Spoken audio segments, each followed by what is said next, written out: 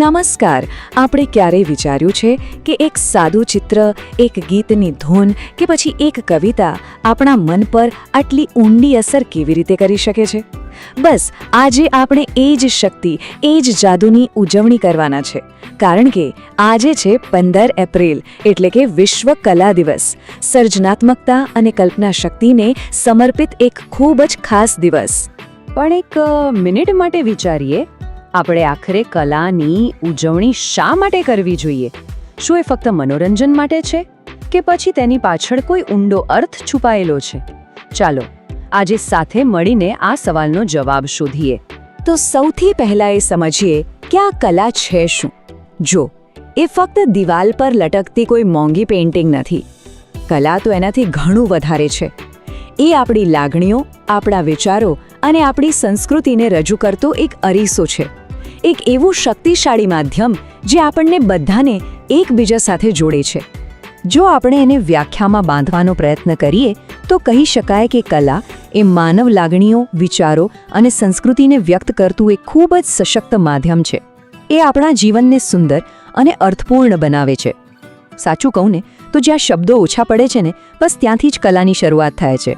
હવે વાત કરીએ એ વ્યક્તિની જે આ દિવસ પાછળની સૌથી મોટી પ્રેરણા છે.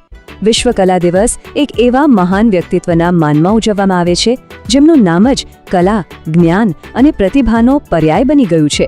અને એ નામ છે લિયોનાર્ડો દા વિન્સી. પણ 15 એપ્રિલ જ કેમ? કારણ કે આ તારીખે મહાન કલાકાર લિયોનાર્ડો દા વિન્સીનો જન્મ થયો હતો.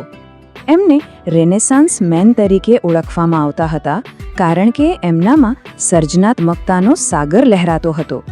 એમની બનાવેલી કૃતિઓ જેમ કે મોનાલિસા આજે સદીઓ પછી પણ આખી દુનિયામાં પ્રખ્યાત છે. એમનો વારસો ખરેખર અમર છે. લિયોનાર્ડોને ફક્ત એક ચિત્રકાર કહેવું એ તો એમની અદ્ભુત પ્રતિભાનું અપમાન ગણાય. તેઓ એક જ સમયે એક મહાન ચિત્રકાર હતા, એક કુશળ વૈજ્ઞાનિક હતા, એક ઇજનેર હતા અને એક ઊંડા વિચારક પણ હતા. સવાલ એ નથી કે તેઓ શું હતા, સવાલ તો એ છે કે તેઓ શું નહોતા. આ જ બહુમુખી પ્રતિભા એમને કલાનું શ્રેષ્ઠ પ્રતીક બનાવે છે. અને જે રીતે લિયોનાર્ડોની પ્રતિભા કોઈ એક ક્ષેત્ર પૂરતી સીમિત નહોતી, બસ એ જ રીતે કલા પણ કોઈ એક સ્વરૂપમાં બંધાયેલી નથી. આપણે કલ્પના શક્તિને વ્યક્ત કરવાના તો અસંખ્ય રસ્તાઓ છે અને દરેક રસ્તો પોતાની રીતે અનોખો અને અદ્ભુત છે. આપણે જોઈએ તો ચિત્રકલા, સંગીત અને નૃત્ય જેવી પરંપરાગત કળાઓ તો છે જ, પણ સમયની સાથે કલા પણ વિકસિત થઈ છે. અને એટલે જ આજે ડિજિટલ આર્ટ જેવા આધુનિક સ્વરૂપો પણ એટલા જ મહત્વના બની ગયા છે. આ જે બદલાવ છે ને, એ ખરેખર ખૂબ જ રસપ્રદ છે. જુઓ, એક તરફ આપણી પાસે ચિત્રકામ, શિલ્પકામ અને હસ્તકળા જેવી સદીઓ જૂની પરંપરાઓ છે, તો બીજી તરફ આજના ટેકનોલોજીના યુગમાં ડિજિટલ આર્ટ, એનિમેશન અને ગ્રાફિક ડિઝાઇન જેવા નવા માધ્યમો કલાને એકદમ નવા જ અવતારમાં રજૂ કરી રહ્યા છે. પણ આ બધી વાતોનો આપણા રોજિંદા જીવન સાથે શું સંબંધ છે? શું આ બધી કળાઓ ખરેખર આપણા માટે કોઈ મહત્વ ધરાવે છે? ચાલો હવે એના વિશે થોડી વાત કરીએ. તો વિશ્વ કલા દિવસનો મુખ્ય ઉદ્દેશ્ય જ એ છે કે લોકોમાં કલાના મહત્વ વિશે જાગૃતિ આવે. આ દિવસ નવા કલાકારોને પ્રોત્સાહન આપવા અને એમની પ્રતિભાને એક મંચ પૂરો પાડવા માટે પણ છે. એટલે જ તો દુનિયાભરમાં આર્ટ એક્ઝિબિશન્સ, સ્પર્ધાઓ અને વર્કશોપ જેવા ઘણા રચનાત્મક કાર્યક્રમોનું આયોજન કરવામાં આવે છે. અને આપણા અંગત જીવન પર કલાની શું અસર થાય છે? વેલ, એ આપણને આનંદ આપે છે. આપણી ભાગદોડ ભરેલી જિંદગીમાં માનસિક શાંતિની એક ક્ષણ આપે છે અને કંઈક નવું, કંઈક સારું કરવાની પ્રેરણા આપે છે.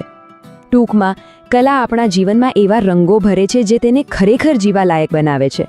આથી અંતે વાત બસ એટલી જ છે કે કલા આપણા જીવનનો એક અભિન્ન અંગ છે. એ માત્ર મ્યુઝિયમની દિવાલો પર કેદ નથી, પણ આપણી આસપાસ, આપણા ઘરોમાં, આપણી પરંપરાઓમાં અને હા, આપણા વિચારોમાં પણ જીવંત છે. તો ચાલો આ એક ખૂબ જ સુંદર વિચાર સાથે આપણે આ વાતને પૂરી કરીએ. કલા એ મનની ભાષા છે જે શબ્દો વગર પણ હૃદયની વાત કહી જાય છે. આનાથી વધુ સુંદર રીતે કલાની શક્તિને વર્ણવી જ ન શકાય. તો આપણી આસપાસની કલાને માણતા રહીએ અને જો શક્ય હોય તો થોડું સર્જન પણ કરતા રહીએ. આભાર.